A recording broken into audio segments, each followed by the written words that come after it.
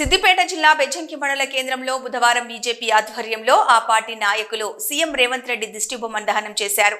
గద్దర్ విషయంలో కేంద్ర హోంశాఖ సహాయ మంత్రి బండి కుమార్ పై సీఎం అనవసర ఆరోపణలు చేశారని, వాటిని ఉపసంహరించుకోవాలని డిమాండ్ చేశారు.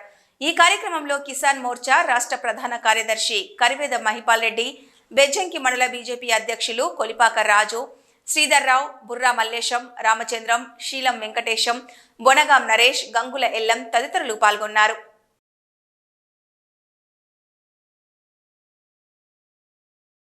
అంబేద్కర్ విగ్రహం వద్ద ఏదైతే నిన్న కాంగ్రెస్ నాయకులు కేంద్ర హోంశాఖ సహాయ మంత్రి శ్రీ బండి సంజయ్ గారి దిష్టిబొమ్మ దహనం చేయడం కాంగ్రెస్ నాయకులది ఇది సరైన పద్ధతి కాదు.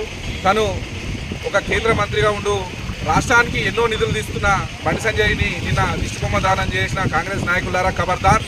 ఏదైతే కేంద్ర ప్రభుత్వం సరైన వ్యక్తిని నిర్ణయించి ఏదైతే మందకృష్ణ మాదిగ వారిని నియమించినందుకు పద్మశ్రీ అవార్డు ఇచ్చినందుకు దాన్ని వీళ్ళు కాంగ్రెస్ ప్రభుత్వం జీర్ణించుకోకపోవడం చాలా బాధాకరమైన విషయం. గద్దర్ విషయంలో చాలా స్పష్టంగా బండి సంజయ్ గారు వివరించడం జరిగింది. దాన్ని వీళ్ళు రాజకీయ కోణంలో ఆలోచించి వాళ్ళ లబ్ధి కొరకు దీన్ని ఇట్లా చేయడం సరైన పద్ధతి కాదు. కాంగ్రెస్ నాయకులారా ఖబర్దార్.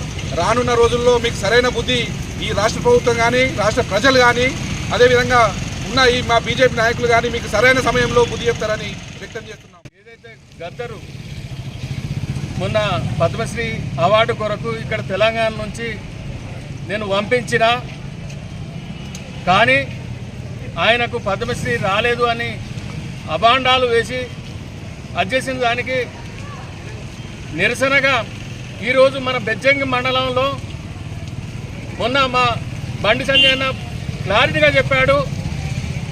గద్దర్ అంటే ఆయన ఒక నక్సలైట్కు మద్దతుగా పాటలు పాడి వందల పాటలు పాడి ఎంతోమంది యువతను నక్సలైట్లో కలుపుకోవడానికి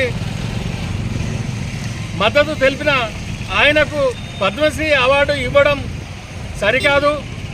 భారతీయ జనతా పార్టీ నాయకులను అలాగే పోలీసులను ఎందరినో పుట్టను పెట్టుకున్న నక్సలైట్లకు మద్దతు తెలిపిన ఆయనకు పద్మశ్రీ అవార్డు అనేది ఇవ్వడం జరగదని మొన్న మా నాయకుడు కేంద్ర మంత్రి బండి సంజయ్ గారు